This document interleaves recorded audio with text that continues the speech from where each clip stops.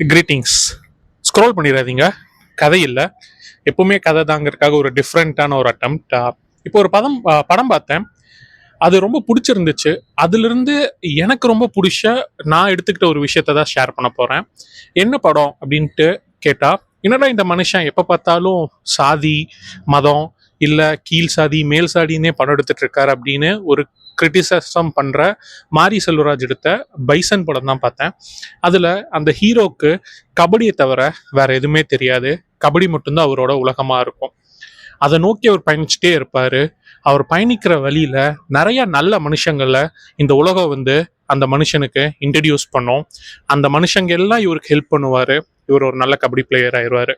அதே மாதிரி தாங்க நம்ம லைஃப்லையும் நமக்கு என்ன கோலோ அதை செட் பண்ணி அந்த கோலை ஃபுல்லாக நமக்குள்ளே எடுத்துக்கிட்டு அதை நோக்கி நம்ம பயணிச்சுட்டு இருந்தோம்னா இந்த உலகமே நமக்கு ஹெல்ப் பண்ண வேண்டிய கரெக்டான மனுஷங்களை அந்தந்த இடத்துல அனுப்பி வைக்கும்.